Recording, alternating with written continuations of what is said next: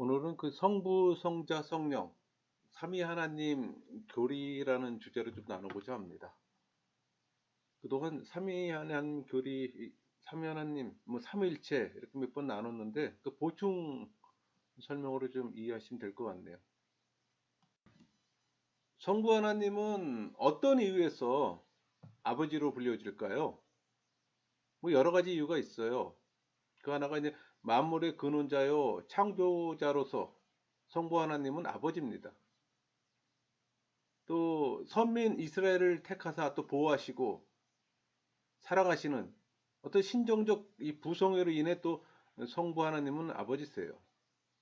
또 그리스 안에서 하나님의 양제된 성도들에 대해 또 성부 하나님은 아버지고, 무엇보다도 성부 하나님은 성자를 능동적으로 발생하심으로 성부 하나님은 본질상 아버지예요. 그러니까 이처럼 성부 하나님은 독특하게 아버지로 불려짐으로써 다른 위격과 구별이 됩니다.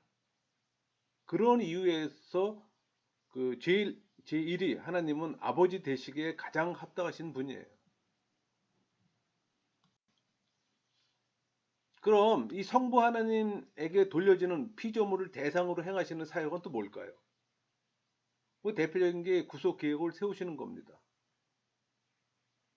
구원 얻을 자를 또 선택하시는 일이고, 또 구속 계획을 언약 형식으로 인간에게 알리시고, 또 그것을 실행할 사명을 성자 그리스도에게 부여하시는 일이에요. 또 천지를 창조하시고 만물을 섭리하시고, 그러니까 구속받을 백성을 구원을 받는 자리로 또 부르시고, 그걸 소명이라고 그랬잖아요. 또 그들이 최종 구원을 얻도록 의롭다 또 선언하시는 그 칭이잖아요. 그런 일을 하시는 겁니다. 이처럼 오늘 우리가 숨 쉬며 살고 있는 것도 모두 성부 하나님의 지혜로운 어떤 그 섭리 때문이에요. 그러니까 구원의 백성이 된 것도 모두 하나님의 자비로우신 은혜 때문입니다. 우리 제2 하나님을 성자라고 부르는 이유는 또 뭘까요? 그러니까 성육신으로 이 땅에 오사 성부의 어떤 구원 계획을 성취하신 이 성자 하나님은 우리 인간에게 가장 친숙한 면모를 또 지니신 분입니다. 그분을 성자라 부를 때는 이유가 있어요. 그러니까 성부의 계획을 쫓아 성자는 이 성령으로 말미암아 성육신 되어 탄생된 까닭에, 그런 의미에서 제2 하나님은 성자 곧 하나님의 아들이라고 불려지는 겁니다. 또 성자는 중보의 어떤 메시아적 사명을 띄웠어요. 그런 의미에서 또 하나님의 아들이라 또 불려지고, 또 그리스도께서 인간의 몸을 입고 이 땅에 오신 그 성육신 이전부터 본래 이 성자는 성부 하나님으로부터 수동적으로 영원히 발생하신 제2의 위격을 가신 까닭에, 그런 의미에서 우리는 성자를 영원한 또 아들이라고 말하는 겁니다.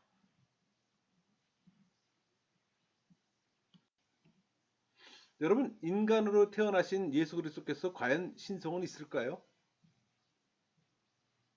성자 예수님께서는 비록 인간의 몸을 입으셨지만 분명 신성을 지닌 제2 하나님입니다. 그럼에도 불구하고 성자의 신성을 종종 부인되어 왔어요. 우리 그 역사적으로 보면은 에비온파라든가 알로기파라든가 아리안파, 뭐 소시네안파, 리틀, 슬라이언마 등 이 사람들은 성자를 탁월한 어떤 피조물이나 단지 사람으로만 봤어요. 그러나 성자의 신성, 곧 예수 그리스도가 하나님 되심에 대한 성경적 증거는 너무나도 풍부합니다. 그래서 이 같은 이 성경의 풍부한 증거의 근거에 또 전통적인 교회는 예수님의 신성을 분명히 믿는다고 또 고백합니다. 우리 예수 그리스도에 대하여 니케아 신경 우리 325년이, 여러분 그 삼일체 하나님의 그 피조물에 대한 그 사역 가운데 특별히 성자에게 돌려지는 주된 사역은 뭘까요? 피조물을 향한 성부의 사역은 반드시 성자의 사역을 경유합니다. 그러니까 이런 맥락에서 만물이 성부에게서 나온다는 표현을 하고 성자를 통해서 또 유지되고 성취되는 거예요. 특별히 이 구원 사역에 있어서 성부는 기획하시고 또 성자는 하나님과 죄인된 인간을 화해시키는 또 중보자가 되셨어요. 또 인간의 몸을 입고 이 땅에 오셨을 뿐 아니라 고난과 부활을 통해 또 그 일을 성취하세요. 이처럼 성자께서는 겸손과 자기 스스로를 낮추시며 또 순종을 통해 자신의 사역을 완전히 수행했어요. 그러니까 성자의 자기를 낮추신 이 구원의 사역에 또 감사하며 또 그리스도의 겸손의 도를 본받아야 합니다. 그 제3위 하나님을 또 성령이라고 부르는 이유는 또 뭘까요? 여러분, 성은 삼위 하나님의 공통된 요소예요. 우리 성은 보통 거룩함이 있잖아요. 그러니까 이 말을 제3위 하나님에게 붙인 것은 제3위 하나님이 이 독자적인 속성을 가리키기 위함이 아니에요. 그것은 제3위 하나님의 특수한 사역에 관계됩니다. 그러니까 무슨 말인가 하니 제3위 하나님은 우주의 어떤 성, 거룩함의 이 조성자이심을 나타내는 명칭이에요. 그래서 오늘날 우리들도 성령님으로 말미암아 하나님께서 원하시는 이 거룩한 삶을 살아갈 수가 있는 겁니다.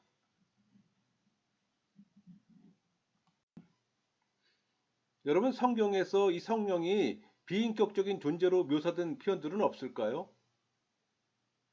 성경에는 사실 성령이 이 비인격적인 존재인 양 묘사된 부분이 있어요. 뭐 예컨대 우리 그 이사야 32장 15절 마침내 위에서부터 영을 우리에게 부어 주시리니, 또 사도행전 10장 45절 베드로와 함께 온 할례 받은 신자들이 이방인들에게도 성령 부어 주심으로 말미암아 놀라니,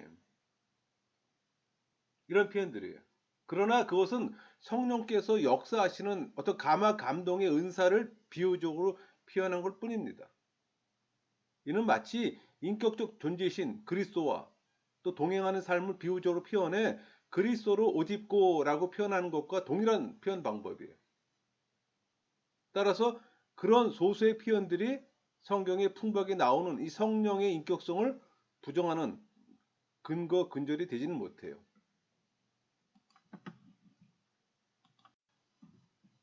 여러분, 성령을 하나님의 영 또는 뭐 그리스도 영이라고 표현하는 데서 우리가 무엇을 느낄 수 있을까요?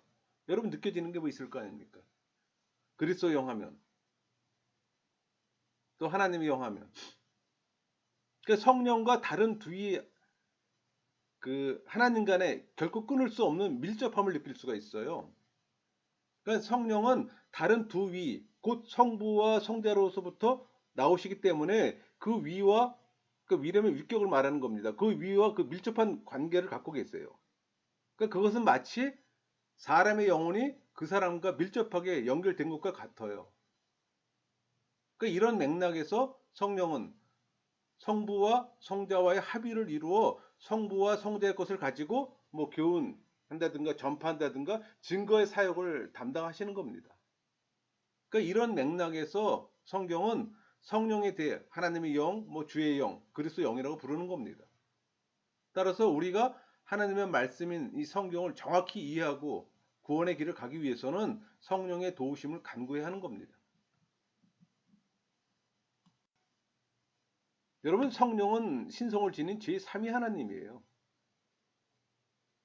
우리는 이 사실을 성경의 증거들로 확진할 수가 있어요.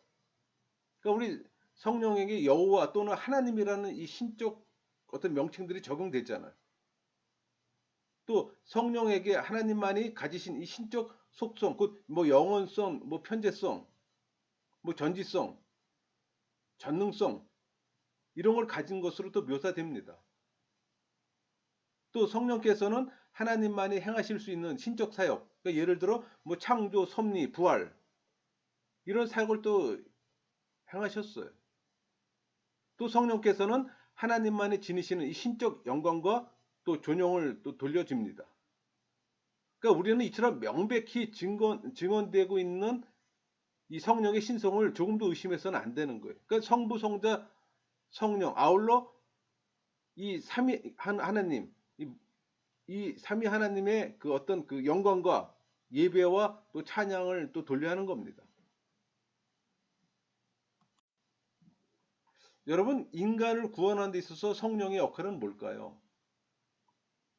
하나님의 계획 실행에 있어서 피조물에게 하나님의 뜻을 이루거나 또 하나님 섭리의 최종 단계의 사역을 행하는 겁니다. 특히 택한 자에 대한 구원에 있어서 이런 점은 두드러져요. 우리 고린도전서 12장 3절 그러므로 내가 너희에게 알리노니 하나님의 영으로는 말하는 자는 누구든지 예수를 저주할 자라 하지 아니하고 또 성령으로 아니하고는 누구든지 예수를 주시라 할 수 없느니라.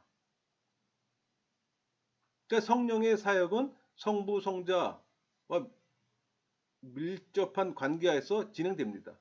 그러니까 성자가 성부의 계획에 근거해 사역을 합니다. 또 성령은 성자가 성취해 놓은 객관적인 사역의 근거에서 또 활동하고, 만일 성령이 어떤 성자의 객관적인 사역을 떠나 임의로 활동하는 줄 착각하는 사람이 있다면 그런 사람은 쉽게 공허한 또 신비주의에 빠지고 말아요. 이 점을 주의해 성부의 구원 계획과 성자의 어떤 대속 죽음과 관련해 성령의 사역을 이해하는 거예요. 여러분, 그리스도의 구속 사역에 있어서 성령의 구체적 역할이 있어요.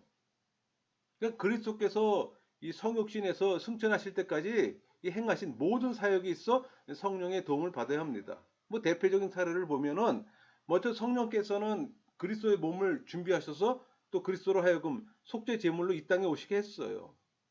그 말은 성령께서 예수 그리스도를 동정녀 마리아에게 잉태시킨 겁니다. 그러니까 그리스도께서 세례 받으실 때 성령께서는 직접 강림하시어 구속 사역을 감당하실 힘을 주셨어요. 그러니까 그리스도 공생의 기간 동안 늘 함께 하셔서 또 그리스도의 길을 인도하십니다. 또 기적을 행하시고 또 각종 은사로 또 충만케 하세요. 그러니까 그리스도로 하여금 십자가에서 희생케 하심으로 구속 사역을 완수케 하셨던 겁니다. 그러니까 그리스도로 하여금 사망의 권세를 깨뜨리고 부활케 하셨어요. 여러분, 성도의 이 구원에 있어서 또 성령의 구체적 역할이 있어요. 뭐 성부가 계획하시고 뭐 성자가 성취하신 이 구속의 효력을 구원받을 각 성도에게 적용하는 역할이에요. 그러니까 성도의 구원으로부터 초대하심으로 시작해 뭐 중생, 회심, 칭의, 양자, 견인, 영화 이르기까지 구원의 모든 영역에서 성도께서 주도하세요. 그러니까 성도의 구원에 있어서 성령은 모든 과정을 주관하시고 또 성도는 이 구원의 은총을 내려주실 걸 간구할 뿐 아니라 또 성령의 도우심을 받아 구원받은 자로 또 합당한 성숙한 삶을 살아야 합니다.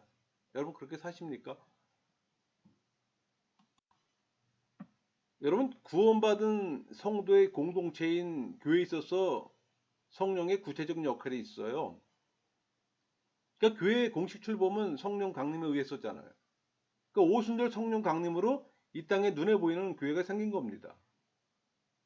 그러니까 성령께서는 교회와 교회 구성원인 성도 안에 내주하심으로 숱한 이적을 베푸셨어요. 또 교회를 보존 발전케 하셨고, 그러니까 성령께서는 그리스도의 가르침의 근거에 또 교회를 올바르게 지도하고 또 인도함으로써 또 교회가 오류에 빠지는 것을 막으셨고 지금도 막고 계세요. 그러니까 성령의 사역은 그리스도께서 재림하셔서 새 하늘과 새 땅을 완성하실 그날까지 계속 될 겁니다. 그러니까 여러분들도 성령의 지배를 계속 받아야 되는 거예요. 그러니까 그리스도의 몸된 교회는 성령의 어떤 인도하심에 따라 그리스도의 신부로서 또 성결함을 또 유지해야 하는 겁니다. 여러분 신앙인은 삼위 하나님을 알아가는 그 과정 속에서 여러분의 신앙이 성숙해지는 거예요. 신앙생활을 한다 하면서 삼위 하나님에 대한 깊은 이해함이 없다면 그건 신앙을 점검해야 하는 겁니다.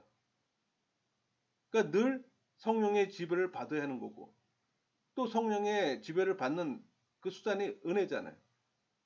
또 은혜의 방편은 늘 제가 말씀드렸지만 예배, 말씀, 기도, 성찬, 성도 간의 교제예요. 그러니까 여러분의 어떤 종교적인 시간, 그런 시간들을 은혜 방편 안에 노출시켜야 하는 겁니다. 그러면서 삼위 하나님에 대해 더 많이 알아가는 거예요, 여러분. 삼위 하나님에 더 알아가면 알아갈수록 여러분의 그 믿음은 더 깊어지는 거고 굳건해지는 겁니다. 여러분 모두가 삼위 하나님의 지배를 받는 신앙이 되길 소망합니다. 말씀을 마치겠습니다.